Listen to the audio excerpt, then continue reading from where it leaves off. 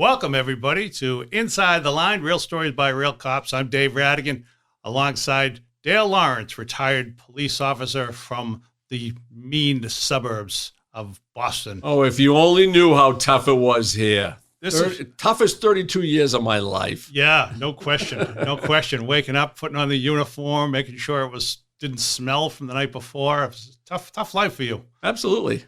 We're going to play a game, but we've got two guests in the studio. But we're going to play the game that is, to borrow from Dane Cook, Swiffering the Nation, or soon to Swiffer the Nation, which is In Jeopardy. In Jeopardy, kind of like Jeopardy, but called In Jeopardy because it's not Jeopardy, because we don't want to get sued. Because the people who we're going to be talking about, the scenarios, they're going to be in jeopardy, meaning there's going to be a couple of options for our participants. You can either cuff them up, which is arrest them. You can cut them loose, which is no crime, let them go. You can lock them down, meaning they need a nice trip to the psych ward, someplace that you're probably familiar with. I'm not familiar with it, but I've got a couple people I'd like to send there. Or we have a daily double, meaning there could be a combination of a psych ward visit and an arrest or something like that. All right, so double jeopardy. Double jeopardy, baby. Beautiful. And we've got two guests here. We've got our buddy, Paul Nardizzi, Boston comedian, and we'll talk to him in just a second about his experiences with law enforcement. I'm sure he was usually on the probably the cuffed up end, I'm assuming. Yeah, and fireman Curt. Fireman Curt, welcome. You're a fireman, former Marine, Air Force, and Coast Guard. Yep. So here's what I'm assuming is probably you got out of the Marines and you thought, okay, that's my military career, but I'd really like to learn to golf. So you joined the Air Force, where there's a golf course on every base. Absolutely. Nope. Just about. No? Coast Guard first. Oh, okay. Spent most of that in Alaska, and then my last duty station was Group Tennessee River. So I was in the middle of the woods of Tennessee. Said this is not where I want to be in the Coast Guard. So went back to Texas and tried to get my job on a rodeo career. That didn't work out. How come? Afraid of the bulls. This is the most interesting thing I've heard since the podcast started. You were in the rodeo? I tried to get a job on the rodeo circuit out on Mesquite. What were you doing? I'd do anything. What were you good at? Nothing.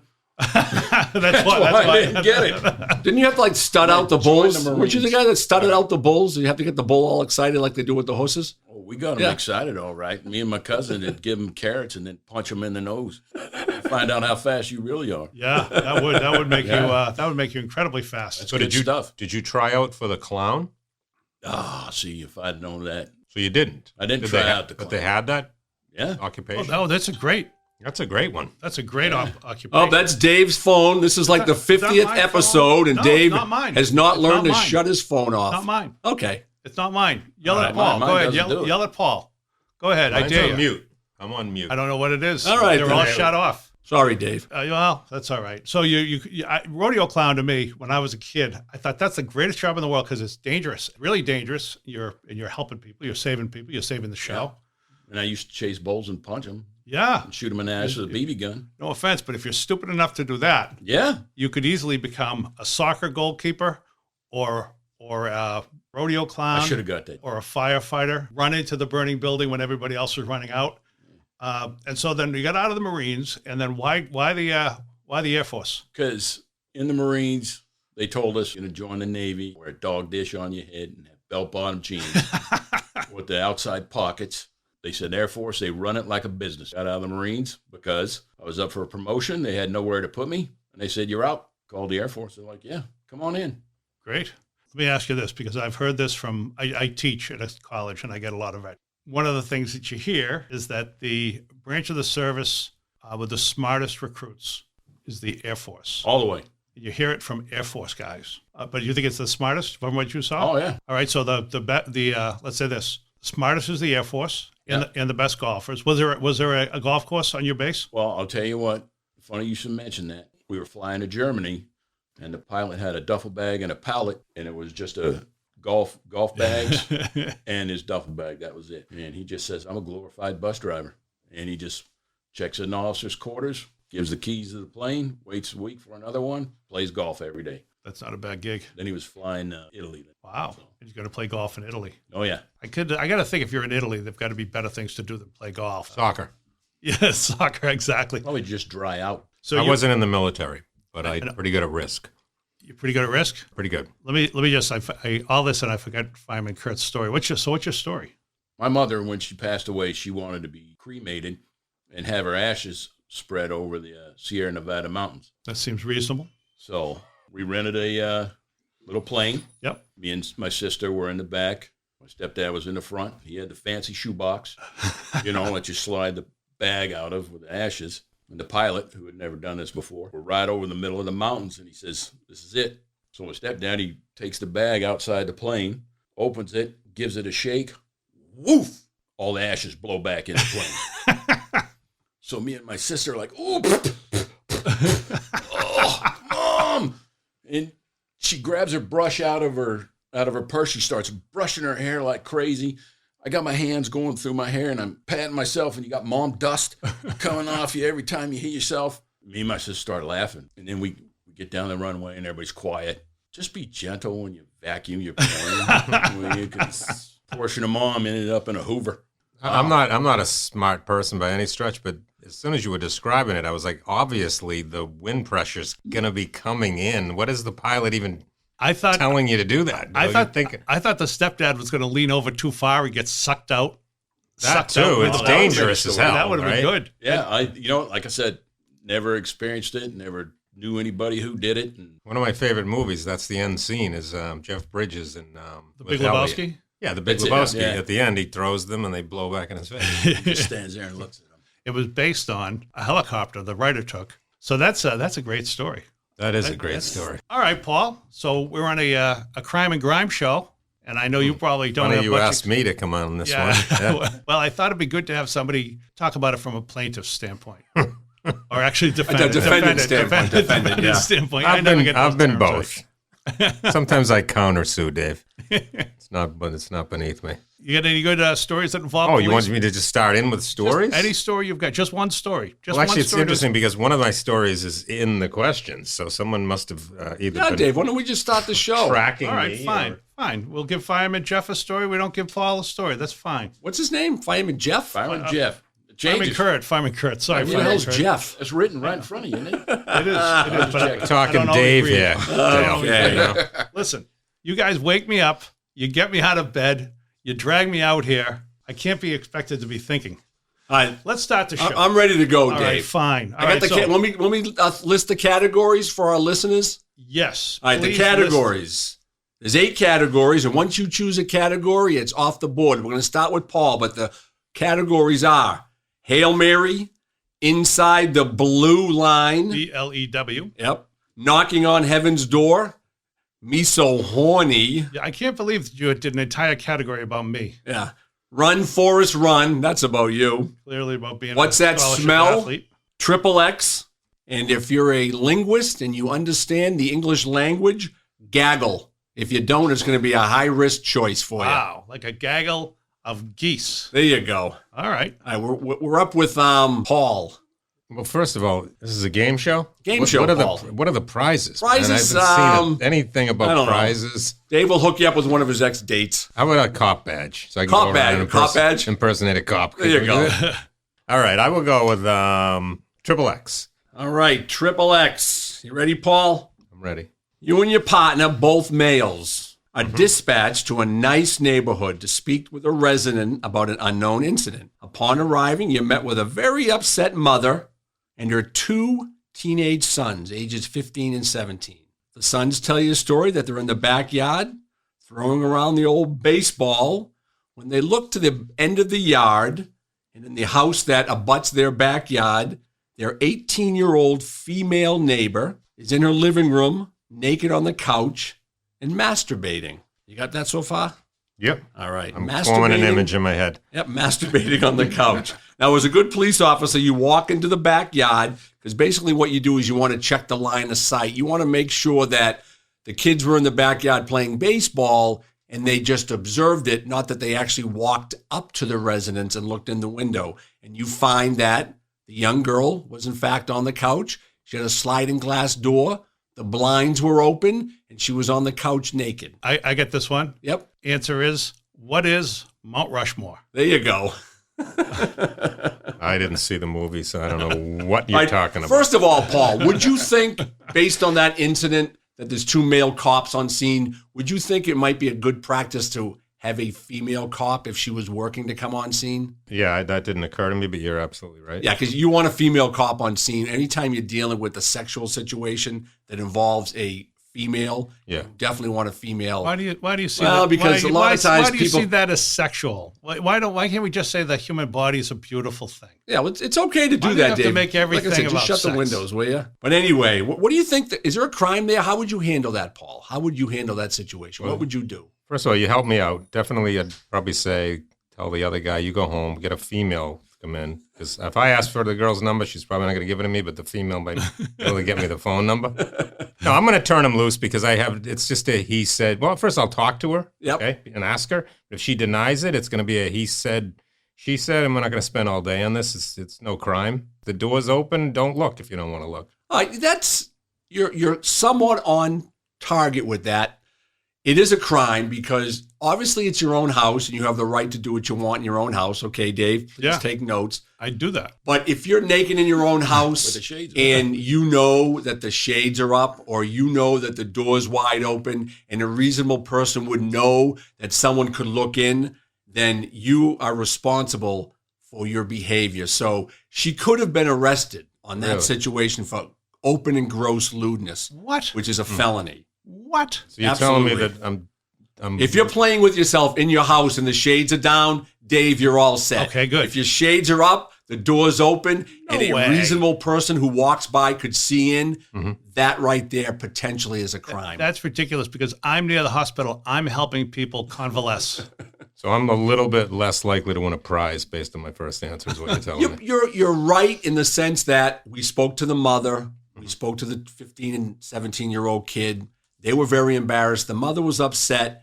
Ultimately, no one wanted to press charges. If there's no victim, meaning no party that was aggrieved, then we just spoke to the young girl. We advised her that her behavior, albeit natural, was criminal. So don't do it again. come And that was on. the end of the story. Wait a minute. Why would you tell the mother? The daughter was 18? We didn't tell her mother. Oh, you told the other mother mother of the young kids. Oh, okay. So the mother of the young kid was very upset that somebody else was allowed to. To masturbate in front of her kids, not her. How would you feel about a woman next door masturbating in front of your boys? Well, first of all, Dave, I'm a homeowner, so if she's hot, the property values are going up. So I'm not really worried about it. All right, you're up next, David. Go ahead. Oh, I'm up next. I'm going to do Gaggle. It's such a weird one. Can we talk about the old title for that one? Well, Gaggle is a group. We can call it clan. We can call it a Gaggle. cult. I know what a gaggle is. All right. Gaggle of geese. I know There you go. gaggle. Well, it's not a gaggle of geese. It's going to be a gaggle of homeless people, Have you ever, Dave. have you ever heard the term gaggle of Coast Guard guardsmen? Negative. And me neither. Me neither. All right, Dave.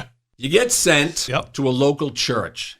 Now, this local church is known for giving homeless meals out Monday through Sunday at around 4 o'clock in the afternoon. Yep. So every day at around 4 o'clock, there's a group of homeless people sitting on the front porch of this church. Yep. And across the street from the church is a brand new building. They just built a mortgage company. Very wealthy individual, has a very large building mortgage company.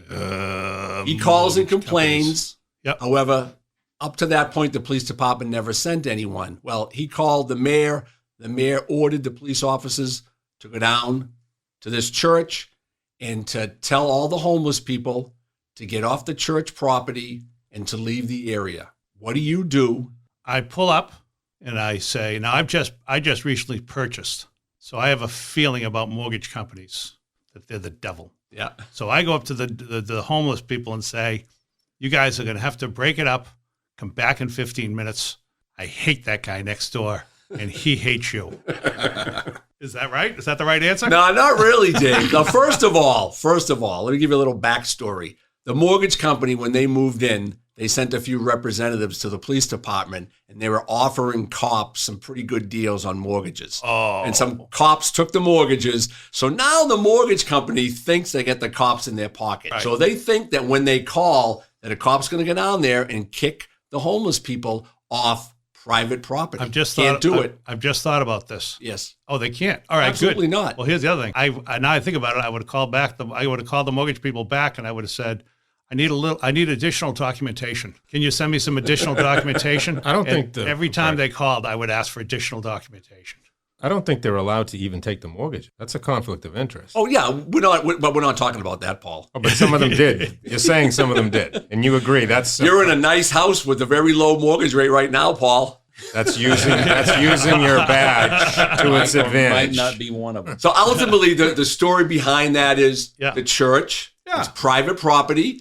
If they want to feed the homeless, they can feed the homeless. And the mortgage company is out of luck. There's nothing you can do. Absolutely nothing. We told the mortgage company, there's nothing you can do. Have a nice day, and we left. All right, Dave, you guys are over 2 here. I just got one question. So what you're saying is you went to the mortgage company and you said, this is allowed. You can't do anything about it. And by the way, I'd like to refinance. I'd like to refinance at around 1.5. There you go. What's wrong with you? I don't know. I'm sorry. All right, Fireman Curt, let's go, brother. Here you go, All right. Curt. We Pressure's gotta go on. number 5. Got to keep our streak alive. Run, 0 for Forrest, 2. run.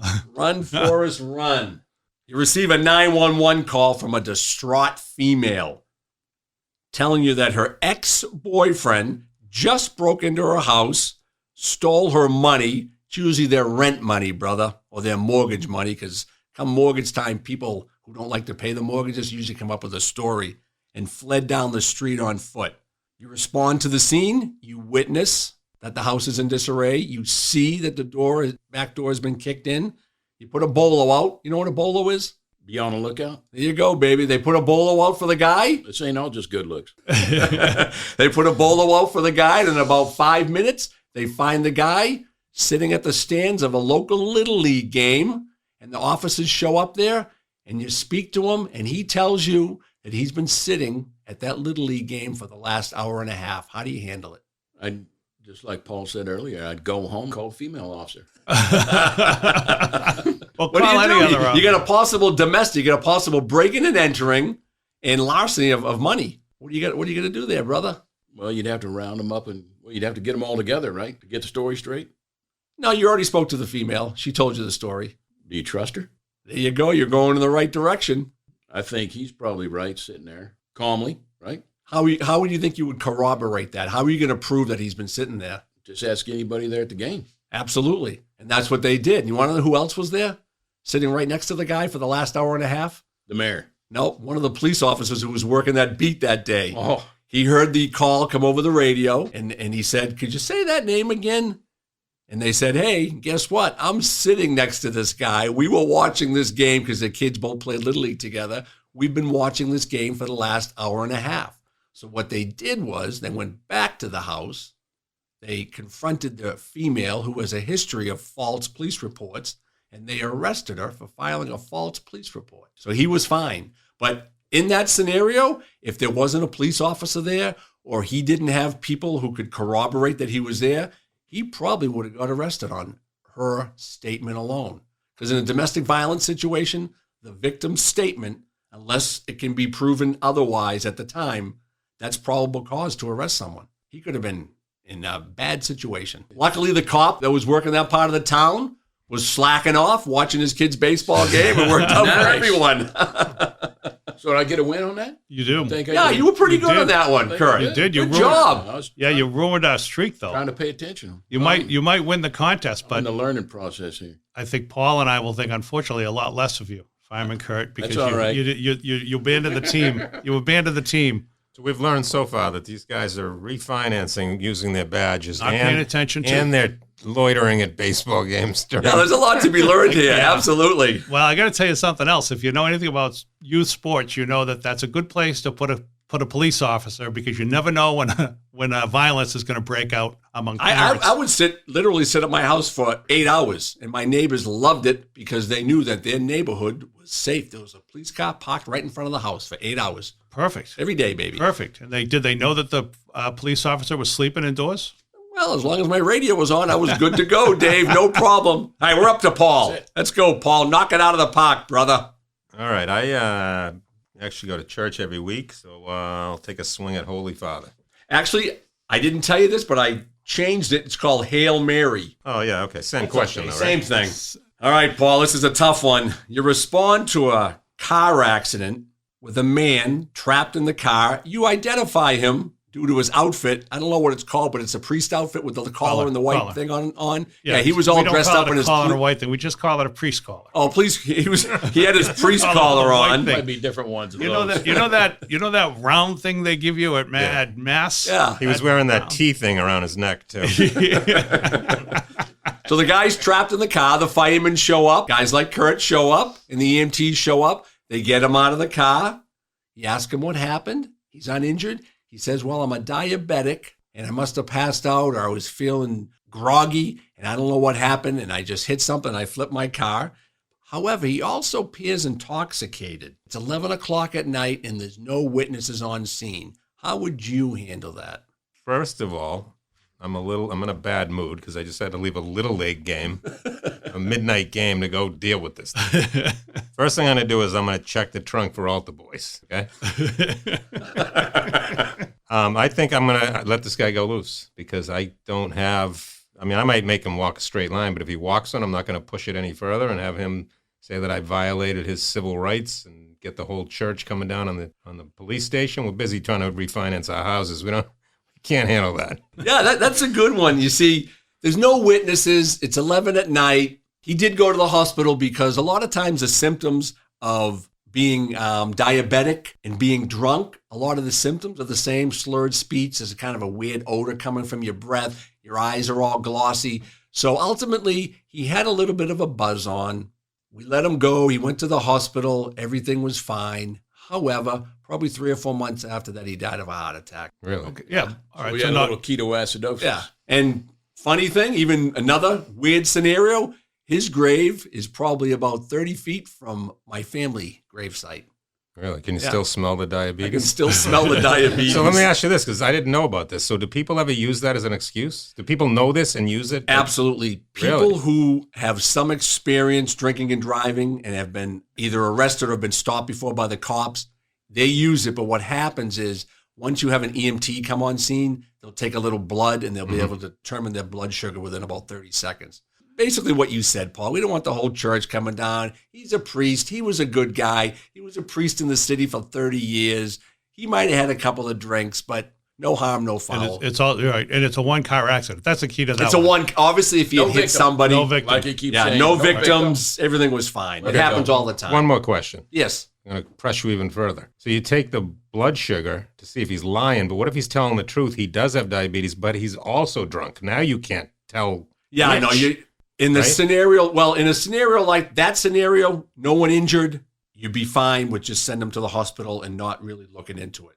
Someone's injured, he hits a kid, he hits another car, and there's a bad situation going on, then what you would do is you'd take his blood at the hospital, and then the doctors would determine his blood alcohol count on the blood, and then it's up to you if you want to go to court and. But I don't think you see where I'm going with this. Can I give myself diabetes and then drink and drive all the time? Would that work? I guess it would. Ask Dave. Dave's pretty good at that stuff. I've actually driven with Paul when he's been smashed drunk, and he's got one of those things on his sleeve like an NFL quarterback has, with all those all the different excuses written out, so he can just put it up. Yeah, just opens it up and takes a look at it. When the cop comes up to the window, I'm shooting up the fake insulin. He's right with you, officer. I need my insulin. It's like, there was a black dog that ran in front of us. Oh, the infamous black dog. There was the let me think, what else? Oh, I just had a bunch of peanut butter. Doesn't that do something to the breathalyzer? Does peanut butter affect the breathalyzer? I've never heard that before in my life. That. Yeah. Or a penny too. If you suck on a penny. A suck on a penny? Never heard that. Really? Well, if you're diabetic and suck on a penny.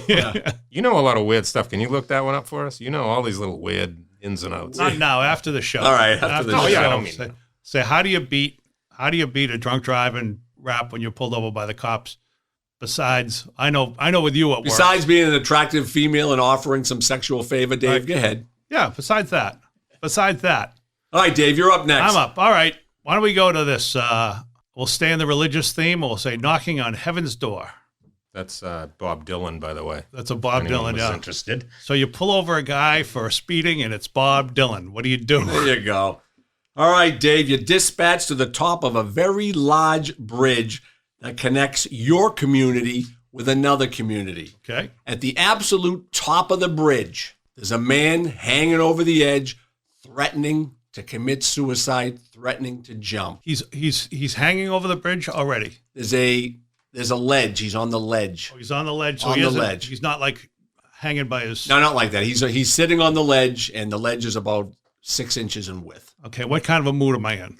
Well, first of all, let me just give you. You're a cop. Yeah, you're a cop, so you're in a great mood. You get a great mortgage rate. Is it raining out? Is it raining out? Because if I'm a cop, I don't like to get out of my car. First thing you got to do, and I'll just tell you this: anytime you go to a bridge that connects two communities, the most important thing is to determine what side of the bridge is he on. Is he on your side? Because if he's on your side, it's your call. If he's on the other side, it's their call. He was on the other community's side. So basically what happened... I still go over and shove him. There you go. I still go. This happened... Oh, go ahead. Finish. The sergeant from the other community, Yep. he was in charge of trying to negotiate with this guy, trying to see what was going on. However, he was very abrasive. Yeah. And he brought probably the second most abrasive officer with him. So these two nitwits... Do it. They're trying to it, de-escalate the loser. situation, but they were actually escalating him. He was becoming confrontational. And as an officer from the other community, what would you have done? How would you have handled that situation? Really? Yeah, absolutely.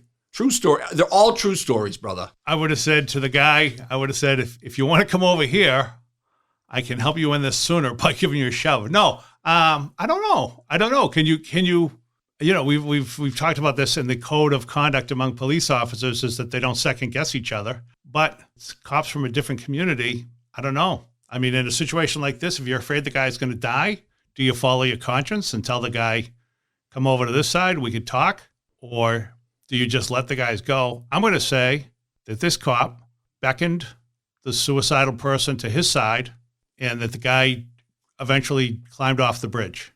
The fact that he was on the bridge long enough for 3 cops to show up is an indicator. I'll be honest with you. Suicidal calls, cops get there very fast. You're right, Dave. On that situation, the officers from the other community said to the other nitwits who were running the show, hey guys, time out. This is going bad.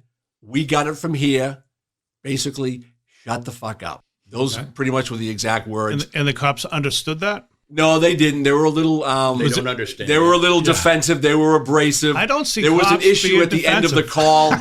At the end of the call, there was an issue, but ultimately, the officer from the community that I work from was very good. He was able to speak to the guy, calm everything down, apologize for the other officer's ineptness, and the guy came over to the railing, and they took him to the hospital for a psych eval. Everything worked out. Happily ever. Happily ever after. I would alert him to my side by saying I got a video of an 18-year-old broad masturbating on the couch. And unfortunately, there was an issue with the other community, but the two chiefs took care of it. Well, what was the issue? Well, cops. I know what it was. Big egos. Cops being cops. Yeah, cops being cops. We had it handled. It's probably no different than you, a seasoned comic, Yep. another comic coming up to you, someone like Nathan, and saying, hey, Dave, that wasn't really a good set tonight. Those jokes didn't work. Yeah. How would you handle that? Oh, I would just handle it with He would a never work smi- for you again, would he? Yeah, no. All never right, again. then. Never Cops again. are the same as you. Well, you know something? I don't know that, first of all, that would never happen. But then the second of all is, that's an interesting call. I think I told you this before, but there was a call, a couple small towns, rookie cop and a veteran cop. There was a body in the river, and they both showed up on, I don't know, toward the end of the shift. And the veteran cop kind of gave the rookie cop from community A says to the veteran cop from community B, goes, who's got this, you or me? And the veteran cop took his foot and pushed the body a little bit, and the current took it down, and he goes, you do. Very accurate. That's accurate. Who's next? I think it's Curt. Oh, Curt, what do you got, brother? We got Inside the Blue Line. I'm going, what's that smell? Oh, what's that smell? All right. I smell the smelly smell of something smelly. All right. Great. Dispatched to a local bar for the report of college kids, unruly college-age kids the worst. pissing behind the bar. As you arrive with your sirens on, because you put your siren on because you want them to know you're coming, Paul, because when you get there, you want everyone to be gone. That's how a seasoned cop deals with it. Unfortunately, the whole group takes off, but there's one highly intoxicated kid running down the street with his pants half down or half up, depends how you look at it. Oh, I know this one. You catch up to him. He's drunk, and he has one of his hands behind his back. And he's being belligerent, and you ask him a few times, show me your hands, show me your hands. So what he does, he pulls his hand from behind his back. He doesn't touch you with it, but he puts it right into your face, and it's covered in feces, or for Dave, it's covered in human shit. How do you handle that situation? He doesn't touch you with his hand. How do you know it's human? I don't know. He was a human. We're not dealing with a monkey. No. Average college kid. One might argue. Yeah, you don't know the college kids from this area. I think the first thing I would do is I'd back up about 4 steps, go home and call the female officer. There you go. That old female officer, let her take everything. She's only good for sexual assault calls. You'd have to tase him. Wow. You're risking biological infection. Ooh. I didn't even think of that. Good point. So yeah, no one cares about that nowadays, brother. Yeah. Is that your final answer? Biological infection. I'm going to tase him? Would that hold up? Completely out of the ballpark, brother. Out of the ballpark. I don't think tasing was even one of the choices. No, tase him is. I don't see. I don't even see tase him there. No, I don't see tase him. You don't get to tase him before you cuff him. Let me. Can I give you a little help here? You Curt? can. Okay. I accept all help. Imagine that Dale was faced with a situation where he had a person with a handful of shit. What do you think the chances are that Dale would want to cuff this person and put him in the squad car and really have anything to do with him versus just letting him go into the night? Let him go. All right. Now, I would let him go. Yeah, because he's already suffered enough. Rookie Dale would have put him in protective custody because he was highly intoxicated. He didn't assault the cop because he didn't touch him. Now, if he had touched him, or if maybe the shit went all over him, did he like put the hand just right up within in a few inches of his face, Ah. and the cop turned away. He smelt it, so he was placed in protective custody, and that's the scenario. That would be rookie Dale. Seasoned veteran Dale, he probably would have just kept on going and let the kid stagger into a snowbank, and they would have found his frozen carcass the next morning. All right? Yeah. A seasoned veteran, there would have been a different situation. They might have pepper sprayed him. Maybe some rogue cop would have pulled the taser out and said something different, but there's not a crime there. There's no crime. He was just protective custody because he was drunk. We've had to help assist people on medical calls, covered and shit. Oh, yeah. So no choice. No choice. Yeah, you got no choice. Yeah. Did you ever find yourself like this? You're assisting somebody on a medical call, and you say the person's covered in excrement, and you look at them and you just say, "Hey, Mr. Nardizzi, I liked your set, Kowloon." I'm a big Leonard Skinner fan. I did not know that song was about that ridiculous story. That's all right, we got 2 left. We got Inside the Blue Line and Me So Horny. All right. Up to you, Paul. That's spelled BLEW, I believe. So Yep. I'm going to go with Inside the Blue Line. All right. Good choice. Any call, especially in a small community that happens at 9 o'clock on a Sunday morning, is typically a shit show. So that's the call you're on. You get a call, you and your partner, to go to a private apartment complex. Some lady was out there throwing some of her trash away. And behind the dumpster, there was a guy. All she saw was a guy in his 20s sitting in the driver's seat. And she described it with a glow of sexual pleasure on his face. I don't know what that means, Dave, but something was happening in that truck, whether he was pleasuring himself or something more sinister was going on. You know why you don't know? Why? Because you've been married a long time. I've been married a long time. Yep. So you roll up, you and your partner, you roll up to the truck and you see what the lady described to you. There's a guy in the front seat and he looks like he's having a good time, either with himself or with someone below your line of sight. You get up to the truck and you see a female performing fellatio, a.k.a. a blowjob, Dave. I like the fact that you think you have to explain this to me. Well, I'm just trying to speak to you in guttural terms. Guttural terms, because you don't think I understand what fellatio is? I've got a phone. I can Google it. So after about a minute, this female will not show her face. But after a minute, she finally shows her face. And to your utter dismay, it's a fellow officer's wife, she's about 60 years old, performing oral sex on a 27-year-old kid that is not her husband. How do you handle that? First of all, you're telling me that I'm watching for a minute? That's my job as a cop, to watch for him to see who it is? Yeah, probably. Okay, I've already watched a girl masturbate a couple weeks ago. Now I'm watching. Okay. Oh, no. You know what it Now takes? it's a blowjob. Because it takes a while to pull out your phone, and get it for the video setting. Well, if it was, if she was the wife of my partner, I'd probably panic and shoot my partner in the head. Just not have to deal with all this. But clearly, we're both going to have to deal with this. Yeah. So I feel like we're going to, for the benefit of the police department and the culture, we're going to just tell these people to go off and get a hotel room. I'm not going to get involved in someone's marriage as my job. There you go. He would make a great cop. He would make a great Absolutely. cop. Oh, listen, trust me, he's been let go so many times by cops and dubious situations. Yeah, that situation right there. Now, let's look at it. We'll look at it criminally. Is it a crime? It could be very similar to the young girl masturbating. If a lady came by, and what she did, she dropped her trash off and she saw what was going on. If she wanted to be a victim, they could have been arrested for open and gross lewdness. She didn't want to be a victim. She just wanted them off the property because it's private property. So right now, there's no crime. Yep. So on that call, the officers called another officer in, a more seasoned officer who'd been on for around 20 years. They did. What's that? How long were these two officers on? Probably about a year. All right. It was about a year. Okay, so they're kids. They're still learning. They called another officer on. I'm just saying, Paul Nardizzi nailed it. Yeah, he nailed it. And the only thing he knows about policing is the back of a squad car. Are we Not talking true. Rookie Not Dale? true. What's that? Are we talking Rookie Dale? You could be talking Rookie Dale. So we called another officer in, and we spoke to that officer, and we came up with the same conclusion. We don't want to tell the cop that his wife, the call that we were on, his wife was giving some 27-year-old stud a blowjob, because what's the worst case scenario? He goes shooting. Yeah. Wild West, baby. So we didn't tell the officer anything.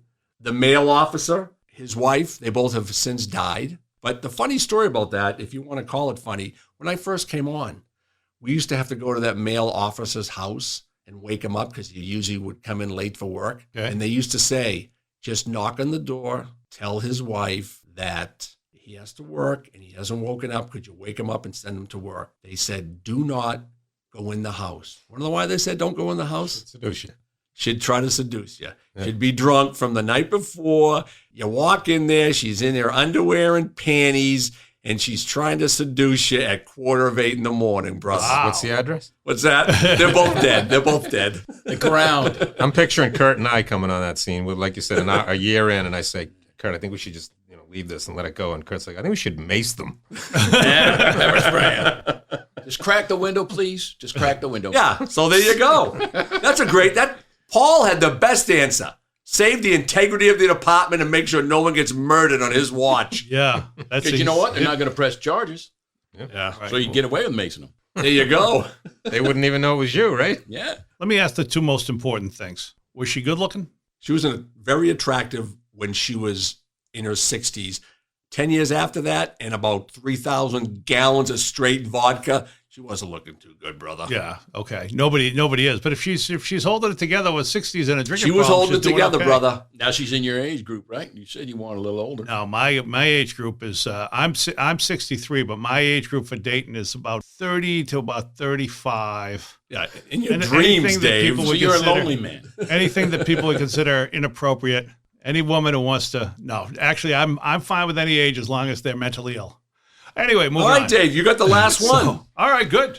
Me so horny. Here's the other question. You know what that line's from? Me so horny? Kurt, you got to know it. Oh, I know what the it's Marine from. movie. It's from Curt's bachelor party. Oh, Full Metal Jacket. Yeah, Full Metal Jacket. Full Metal Jacket. You look like 100 pounds of chewed bubble gum. I don't. He's I just don't- pulling I don't- lines from I was the- gonna from say- the movie, Yeah, yeah. I'm trying to think of how old that movie is. Well, 30 years old. Yeah, if not more 20, than 30. probably It's not 20, from 25. that rap video? What's Oh, it could be. Oh. That's a No. common term. Me so horny. Oh, Yeah. The video didn't come first? I don't know. You know the video, right? No, It's called Me So Horny. That's from that's the audio from that movie. It is. Yep. Wow. you really know your me so horny stuff. Yep. All right, Dave, you ready? Me so horny. All right, go ahead. All right, you're sent to a local housing project Yep. for the report of loud yelling coming from an unknown apartment. Upon arriving, you locate the source of the yelling and approach the front door. You pound on the door, you and your partner pound on the door for a couple of minutes. Okay. This is a 2-part question. All right. Can you enter that apartment by kicking the door in, or do you have to wait to get a key from housing authority? You hear loud yelling and screaming. Somebody might be in trouble. So, yeah, you kick the door in. So on that scene, the door was kicked in. So the minute they get in the door, there's a lady, about 40, her boyfriend, about 40, and the lady's daughter, 18 years old. So they're yelling and screaming. The lady wants the boyfriend and the daughter out.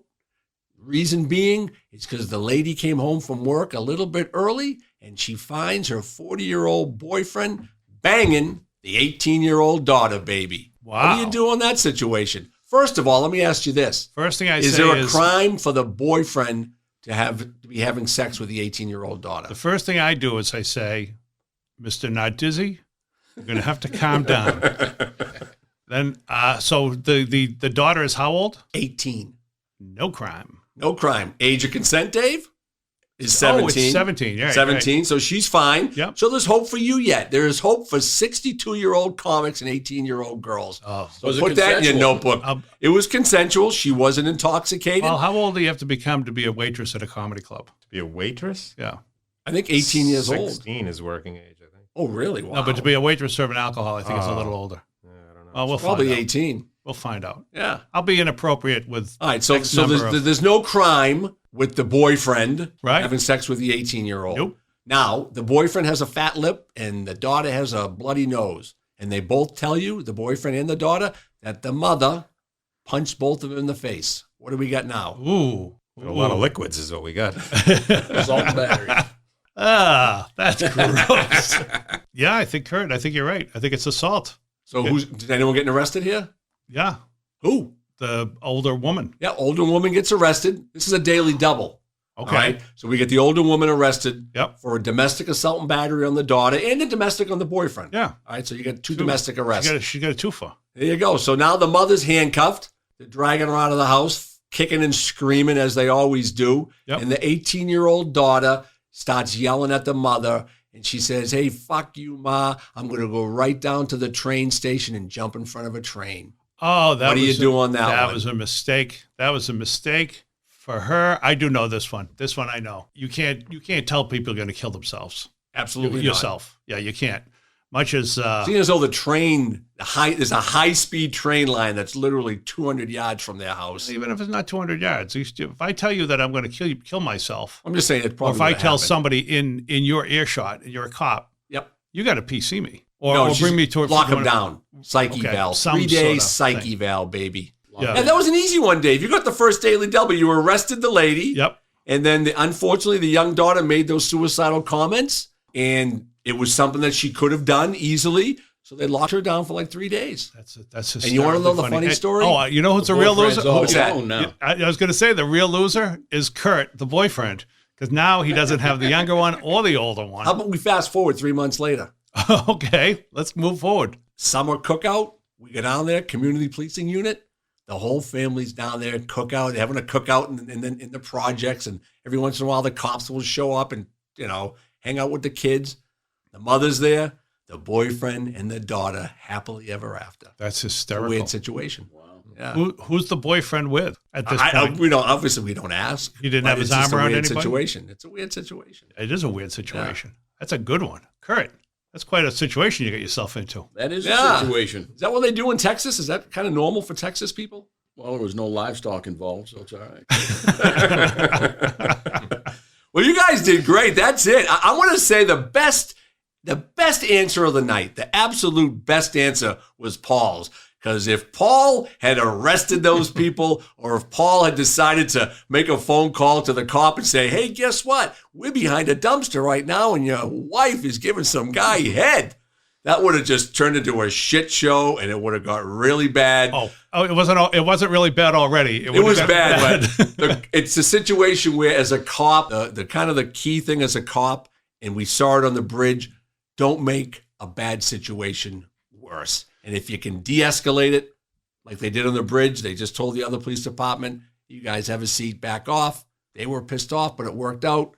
And then Paul's answer was spot on, baby. He All right. saved someone's life. Oh yeah. Here's the thing. By the way, I just want to talk to Curt for just a second. A little sidebar, Curt. Let me ask you this question: who was better at policing, firefighters or police? I'd say firefighters. Yeah, because why? We don't want any trouble. Yeah, you handle things. Yeah.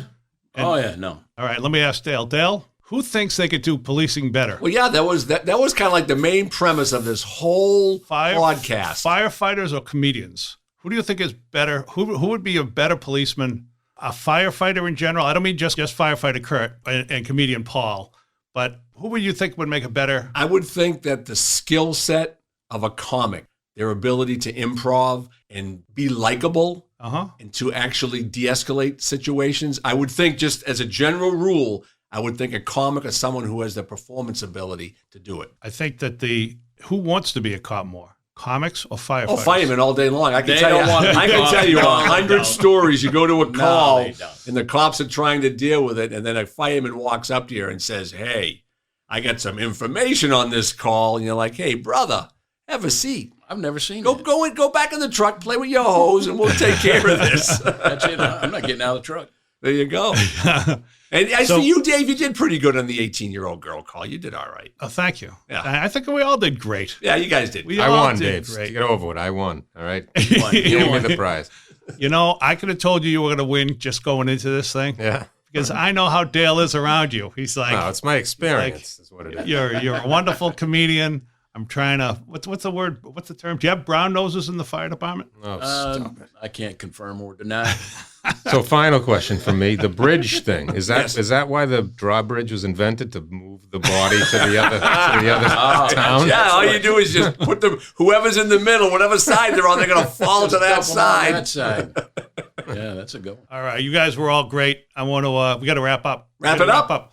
So we're insidetheline.org or realstoriesbyrealcops@gmail.com.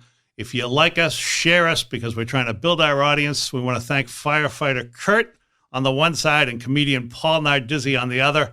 Dave Rattigan, Dale Lawrence. Did I miss anything, Dale? No, you did a great job this week. We're going to keep you on for another week. Oh, excellent. Thanks very much. We'll see you next week, everybody.